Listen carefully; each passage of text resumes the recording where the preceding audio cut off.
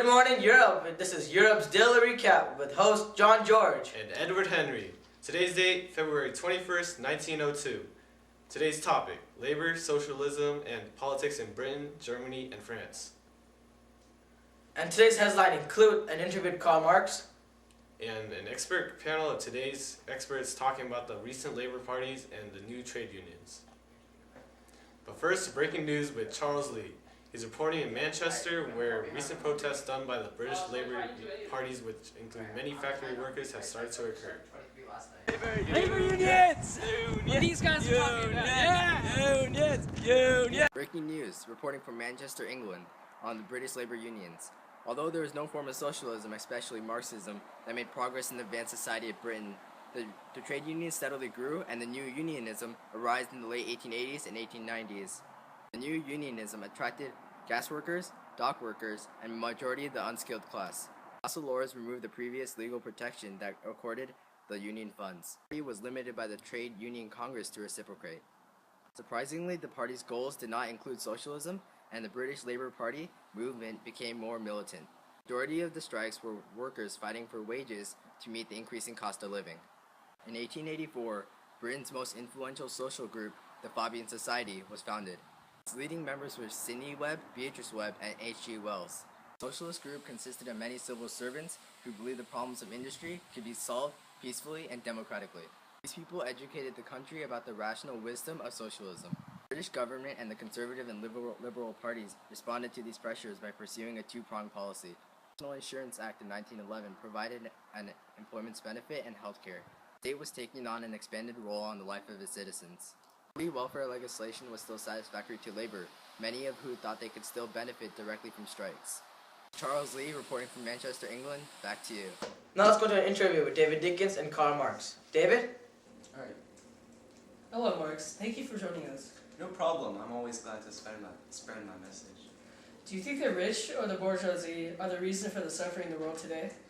Well, in the epochs of society, one class or several classes have always oppressed the others. In fact, I believe this is what drives progress in society, when one class overthrows the other. We enter a new period in history, whenever one does so. Today, this oppressive class is the bourgeoisie or the middle class. Before, it was the aristocracy. They control the economy, the government, and even society as a whole. You mentioned epochs earlier. Can you tell us a little more about these? Sure. For example, the first period in human history, when we were still hunters and gatherers, ended when we formed small private property and enslaved people. During the second epoch, a small wealthy class owned both the land and the slaves, while the majority of the people suffered. However, nobility soon overthrew this regime, leading to the third epochs, or the feudalism of Dark Ages. Soon a merchant class appeared and defeated the monarchs and nobles of the old regime, becoming capitalists and businessmen that control the economy today. I predict that soon the working class, oppressed by the middle class, will revolt and we will enter the final epochs of history. In the past, the status quo has been challenged. However, revolts have been very useless. Do you actually believe all the rich will be overthrown one day? It seems so whimsical. It seems amazing, doesn't it? My theory is grounded in facts and logic, though. The same rationality that led to discover the secrets of the universe. It may seem ludicrous, even absurd, but my arguments are backed with evidence from history. Remember, we once thought that the sun revolved around us. Why do you believe that class warfare is the cause of most evil in society? It is because in every single society, there are oppressors and the oppressed. Just look at the history. In ancient times, it was slave-owning kings. In the feudal ages, it was the nobles and the people, the peasants. And today, it is the capitalists, because the bourgeoisie class is selfish and only cares about its own squabbles. The lower proletariat class will always be the first to suffer. As my friend LaSalle points out, the wages of the working class will always be as low as possible, because the rich will always want to hoard money and resources. This is an interesting perspective. Thank you for your time. No, thank you. The more we spread the word, the sooner the revolution will come.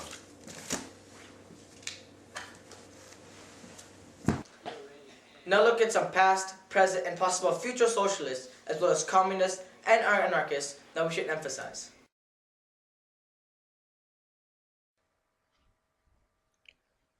Socialism has been one of the greatest forces in modern history, shaping cultures and nations around the world.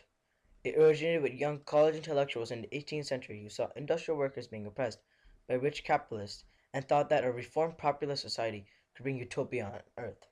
Originating long before Marx and surviving past the fall of the Soviet Union, it has instead caused every major war since the First World War and killed more people than any other ideology or religion in history. Various social leaders, from the infamous dictators such as Mao and Lenin to the idealist revolutionaries such as Che Guevara, are shown here.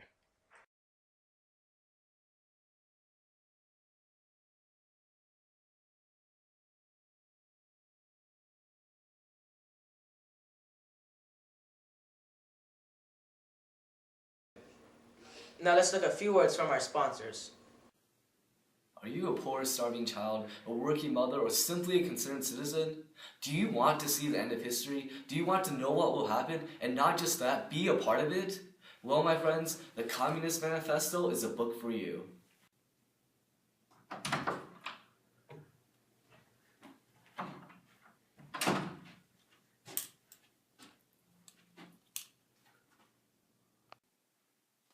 Can I help you?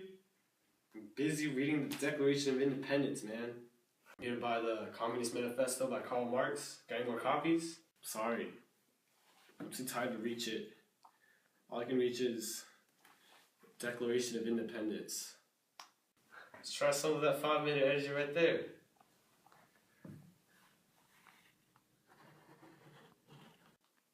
Oh, okay.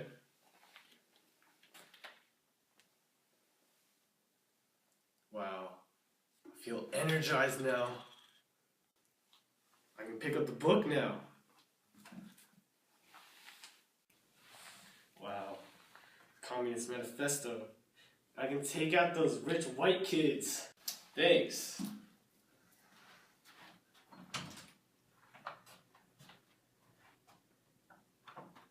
Thank you for coming back.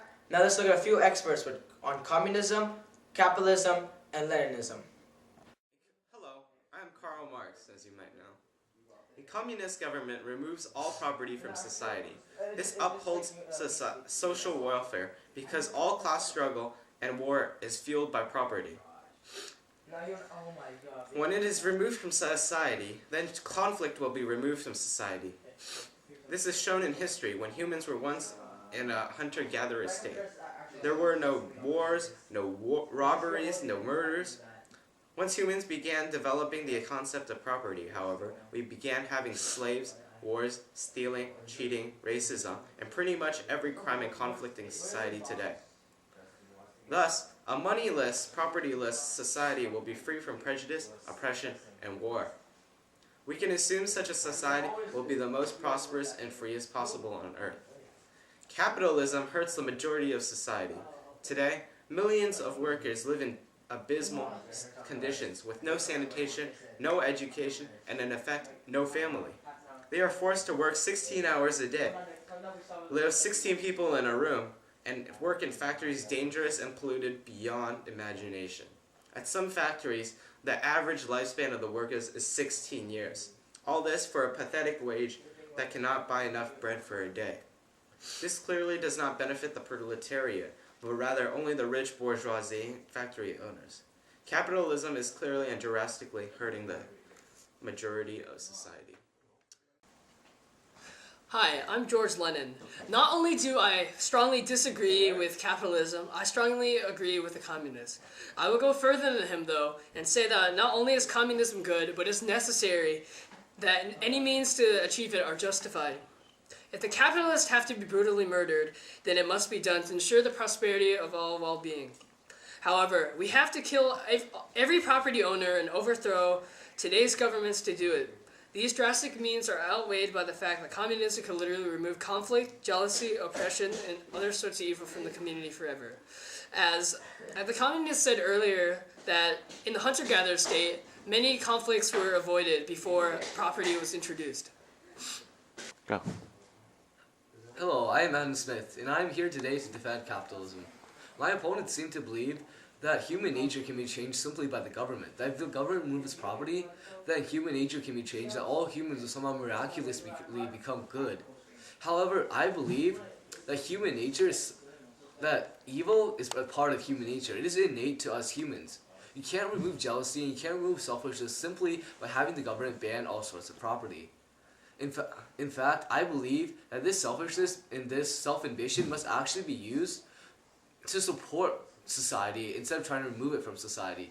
I believe that if you try to use selfishness in competition, then societal progress will actually be increased rather than be hindered. This is shown by the fact that industrialization is caused by competition. This not only lowered the prices of goods, but also spurred the inventions of new goods, including cars and phones and all of these other inventions that we take for granted in society today. My opponents seem to think that industrialization capitalism seems to push workers into the ground, but I'm arguing that's only helping workers by giving them better and cheaper goods. And this, in the long run, eventually is obviously shown, as today, capitalism has allowed us to have everything from iPhones to cars today.